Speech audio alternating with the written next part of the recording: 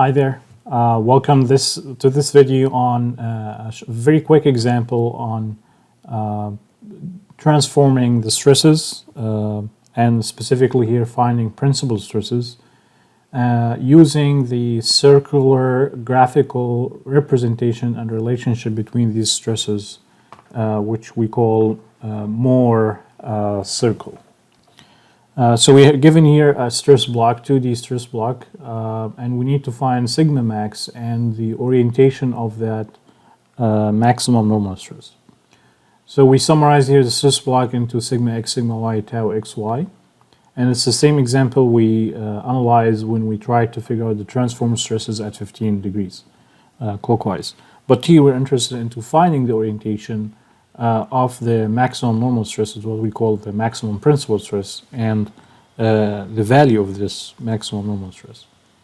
So we will start by drawing the circle, the Mohr circle of this point and its different state of stresses at different orientations. So we'll start by plotting 2 points, which is like we explained in the video, the previous video. It's the 2 points sigma x and negative tau xy and sigma y and tau xy. And you see here, because tau xy on the block is negative 18, so it's plotted as positive 18 when it's plotted with the normal stress sigma x. After that, we will now develop our circle by plotting these 2 points and connecting between them, which is one possible diameter of the Mohr circle of that point under stress. And the intersection of this diameter with the sigma axis is the point where the center of that circle is, and what we call sigma average here. And sigma average is basically the average of the values of sigma x and sigma y. And it turns out to be negative 9 megapascal. So we have the center of the circle. To complete that representation of the circle, I have to figure out the radius of the circle. Once I know the center of the circle and the radius, I can transform the original state of stresses to any state of stresses at any orientation. So this is my next step, is finding the radius of that circle.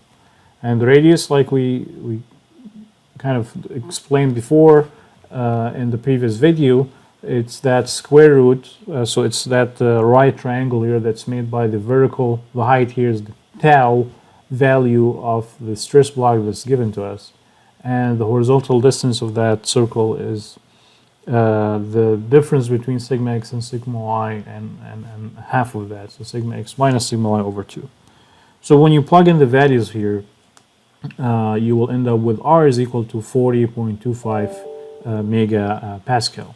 So once you figure out now the R and the center, you will be able to figure out sigma max value, which is, if you look at the circle, it's the location of the center of the circle, which is sigma average, plus the radius.